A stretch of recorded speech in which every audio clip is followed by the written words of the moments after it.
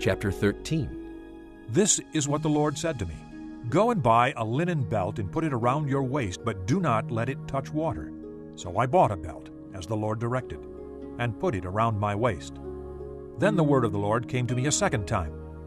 Take the belt you bought and are wearing around your waist, and go now to Perath, and hide it there in a crevice in the rocks. So I went and hid it at Perath, as the Lord told me.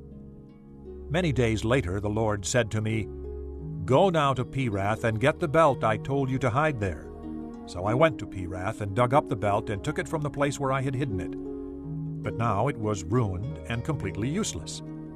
Then the word of the Lord came to me. This is what the Lord says.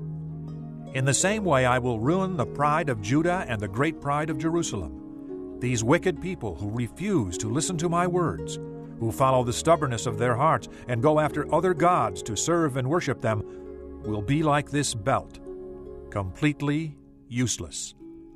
For as a belt is bound around a man's waist, so I bound the whole house of Israel and the whole house of Judah to me, declares the Lord, to be my people, for my renown and praise and honor. But they have not listened. Say to them, This is what the Lord, the God of Israel, says.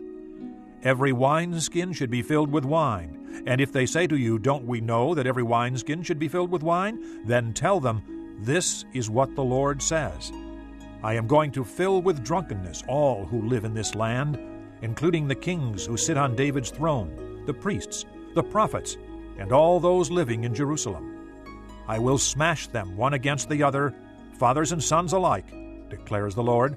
I will allow no pity or mercy or compassion to keep me from destroying them. Hear and pay attention. Do not be arrogant, for the Lord has spoken. Give glory to the Lord your God before he brings the darkness, before your feet stumble on the darkening hills. You hope for light, but he will turn it to thick darkness and change it to deep gloom. But if you do not listen, I will weep in secret because of your pride. My eyes will weep bitterly, overflowing with tears, because the Lord's flock will be taken captive. Say to the king and to the queen mother, Come down from your thrones, for your glorious crowns will fall from your heads. The cities of the Negev will be shut up, and there will be no one to open them. All Judah will be carried into exile, carried completely away. Lift up your eyes and see those who are coming from the north. Where is the flock that was entrusted to you, the sheep of which you boasted? What will you say when the Lord sets over you those you cultivated as your special allies? Will not pain grip you like that of a woman in labor? And if you ask yourself, Why has this happened to me?